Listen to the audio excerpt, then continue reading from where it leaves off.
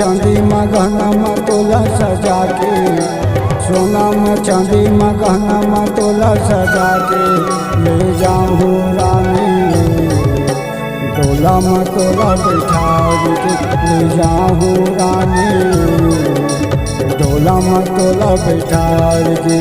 चंपा चमेली और दसमत माँ मोला सजा के, चंपा चमेली और दसमत माँ मोला सजा के, अरे ले जा पिपैया गा, डोला माँ मोला बैठार के, अरे ले जा राजा गा, डोला माँ मोला बैठार के।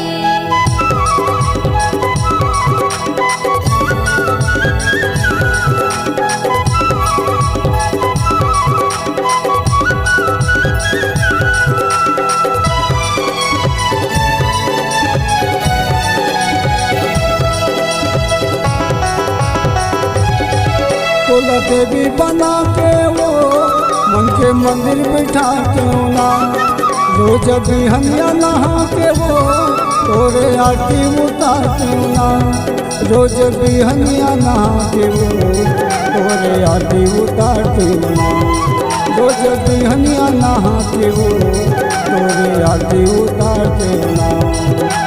भूया माँ बादर माँ दुनिया मना बगड़ा के, भूया माँ बादर माँ दुनिया मना बगड़ा के ले जाओ रानी, डोला माँ तोला बैठा के ले जाओ रानी, डोला माँ तोला बैठा के।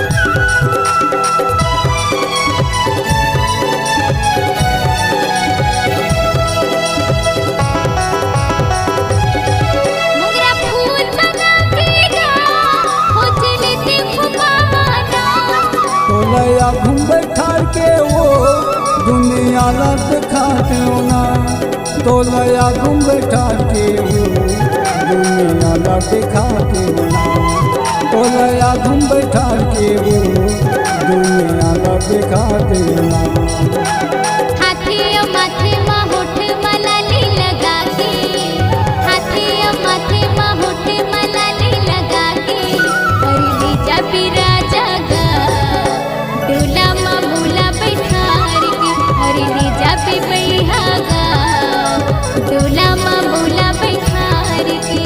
सोना माँ चांदी माँ गहना माँ तोला सजा के, सोना माँ चांदी माँ गहना माँ तोला सजा के ले जाऊँ रानी, डोला माँ तोला बैठा के ले जाऊँ रानी, डोला माँ तोला बैठा के।